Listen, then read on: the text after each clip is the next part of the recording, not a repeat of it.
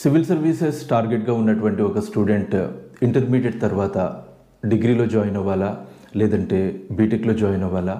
ఒకవేళ డిగ్రీలో జాయిన్ అయితే ఏ సబ్జెక్ట్స్ తీసుకుంటే సివిల్ సర్వీసెస్ ఎగ్జామినేషన్ ప్రిపరేషన్ ఈజీగా మారుతుంది? ఇలా స్టూడెంట్స్ అండ్ పేరెంట్స్కి రకరకాల సందేహాలు ఉంటాయి.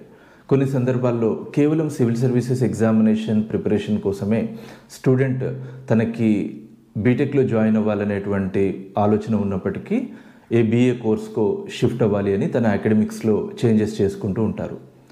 కానీ ఇక్కడ ఒక important point students and parents గుర్తుంచుకోవాల్సింది ఏంటి అంటే, ఏ అకాడమిక్ బ్యాక్గ్రౌండ్ ఉన్నప్పటికీ, అది రెగ్యులర్ డిగ్రీ అయి ఉండొచ్చు, బీటెక్ అయి ఉండొచ్చు, లేదంటే చార్టెడ్ అకౌంటెన్సీ లాంటి ప్రొఫెషనల్ కోర్సెస్ అయి ఉండొచ్చు, ఒక లా గ్రాడ్యుయేట్ అయి ఉండొచ్చు, మెడికల్ సైన్సెస్ చదివినటువంటి స్టూడెంట్ అయి ఉండొచ్చు, ఏ అకాడమిక్ బ్యాక్గ్రౌండ్ ఉన్నటువంటి స్టూడెంట్ అయినా సివిల్ సర్వీసెస్ ఎగ్జామినేషన్ క్లియర్ చేయడానికి వీలవుతుంది.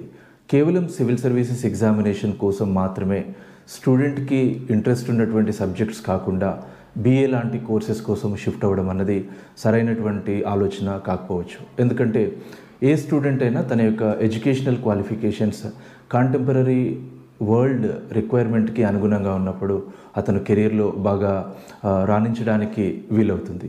పేరెంట్స్ అండ్ స్టూడెంట్స్ ఈ డెసిషన్ తీసుకునే ముందు 1-2 సార్లు ఆలోచించుకోవడం అనేది అడ్వైజబుల్.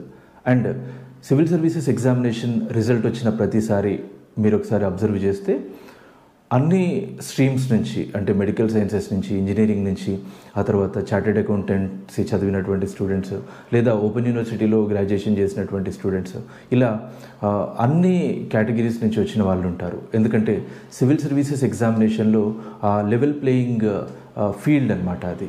సో మీరు కేవలం సివిల్ సర్వీసెస్ ఎగ్జామినేషన్ కోసమే డెసిషన్ చేంజ్ చేసుకోవడం కంటే ఫస్ట్ స్టూడెంట్కి ఏ సబ్జెక్ట్ పైన ఆసక్తి ఉంది అనే దానికి ప్రయారిటీ ఇవ్వండి. ఆ తర్వాత దానికి అనుగుణంగా civil services examination preparation plan చేసుకోవడం అనేది పెద్ద కష్టమేమీ కాదు.